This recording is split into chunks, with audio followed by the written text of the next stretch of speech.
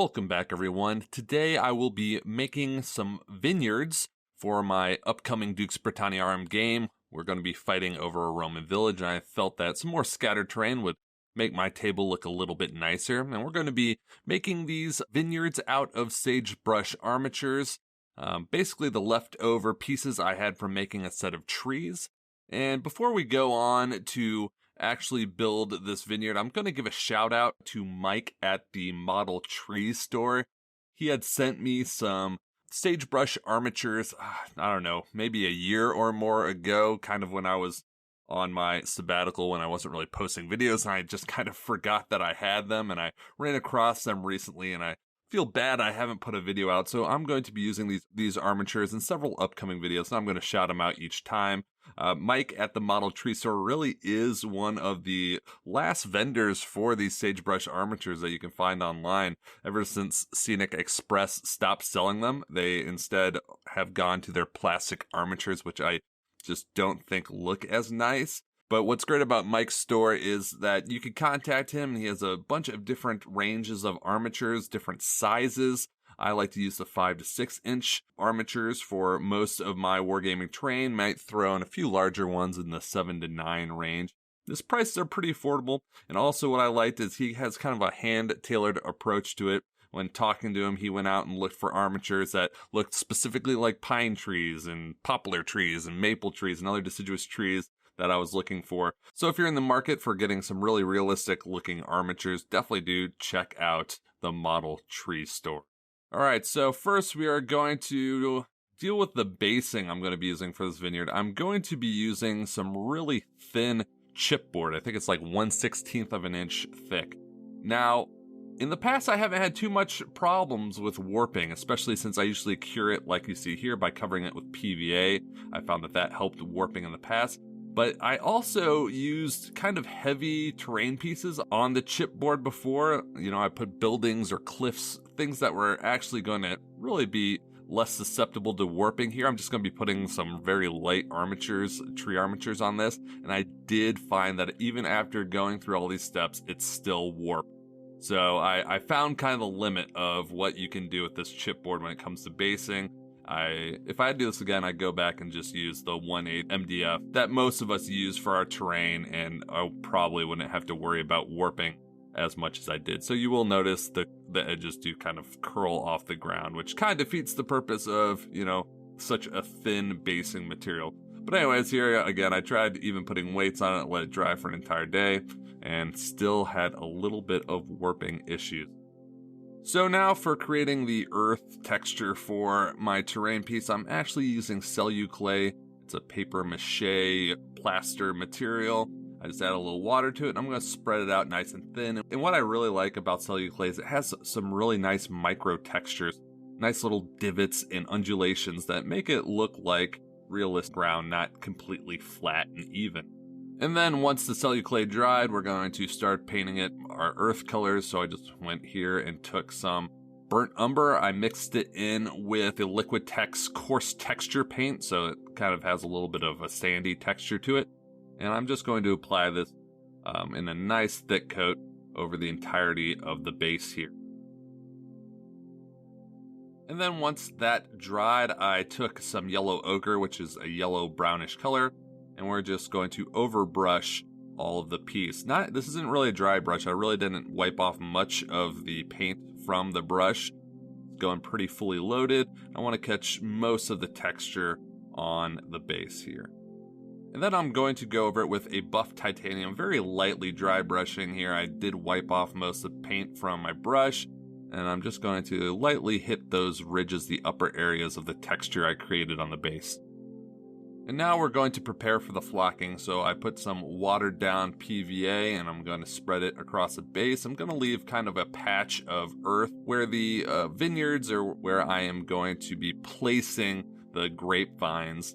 And then here I'm taking some 4mm static grass, a bunch of different greens and yellows, and I'm covering all those areas that I put the PVA glue down, going over it several times, making several passes to get a nice thick application of the grass. Now we sprayed it down with some more watered down PVA, and we're going to be adding a lot of the different types of foam flocks to the base here. Here we have the olive coarse flock from Woodland Scenic. Just placing it across the grass, giving it a little bit more texture, making it look like some bigger weeds growing up among the grass. And then I went over it with some earth mix from Woodland Scenics, kind of a brownish yellow. I also added a little bit of yellow flock to simulate flowers in certain places. And then finally, I went and I took some of the leaf foliage material from Scenic Express and dropped some of that to look like fallen leaves, or maybe even some little shrubs or weeds growing among the grass.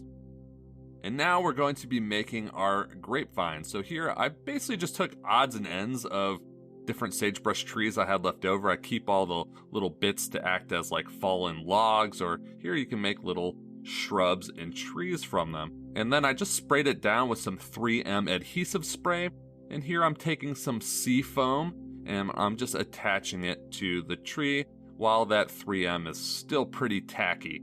All right, you might actually have to do several coats. Sometimes you'll find that the sea foam doesn't want to stick very well, and you might need just another application of that spray adhesive. And as I'm building this, I'm trying to keep the armature kind of, I guess, keeping the foliage going in a horizontal direction, because it will be kind of following a wire or a rope like you often see with grapevines. I also don't want it too bushy on the top, so I kind of flatten down some of that sea foam to make it look like it's following a line. To protect this armature, I will spray it down with some clear Flex Seal like I've done a video on in the past, just to make sure that the fragile branches of the sea foam and the sage don't break.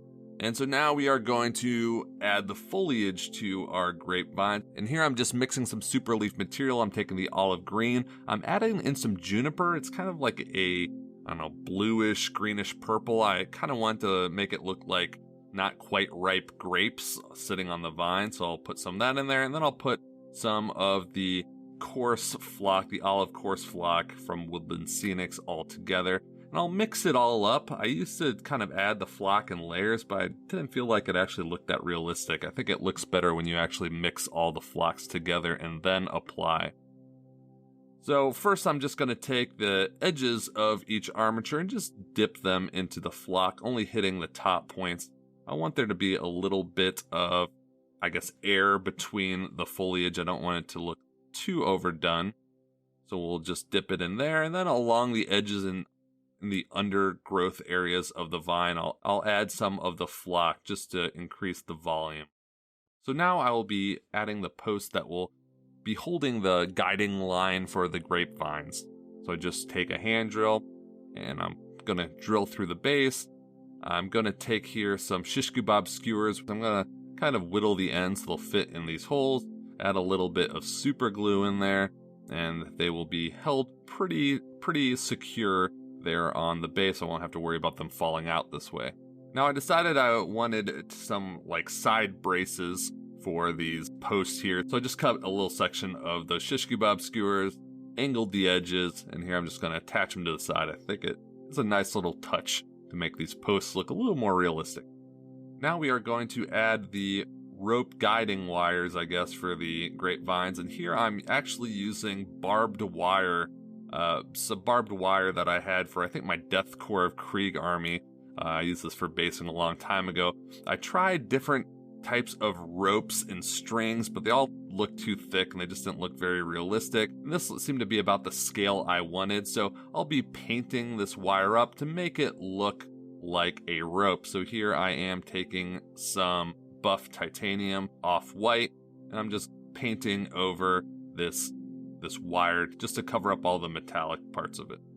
And then I'm going to be adding a brown wash to the posts and the wire, again, to help weather it and actually add a little bit of contrast, especially to that rope going across. Now we are going to add the vines. So here too, I want them to be very secure on this piece of terrain, don't want them falling out. So we'll be drilling a hole for the trunks of the trees and adding some super glue to make sure that they are secure. And as I'm doing this, I'm also kind of pushing down on the foliage of the grapevine to have them follow that line. I want them to follow it pretty closely horizontally. And I'm also placing them so that, you know, the vines are almost touching one another. So they're almost like continuous grapevines, which is what they often look like in real life. And there we have it. A nice, quick, and easy piece of scatter terrain that will look really nice on the table. Here you can see kind of for scale what they look like alongside some of my Dark Age warriors. I think they look pretty realistic if I say so myself. And again, this only took me a few hours, and this will be a nice addition not only for my ancient and medieval games. You could use this for modern era World War II, you know. Turns out humans have always liked drinking wine, so vineyards will always be applicable to really any wargaming table. So if you're trying to come up with some ideas for some quick, easy scatter terrain for your tables, this might be a good addition. I think it will enhance the look of my tables quite a bit. Anyway, I hope you enjoyed this video. If you did, please hit the like button, subscribe, leave me a comment down below, check out my Patreon if you so wish, and until next time, take care.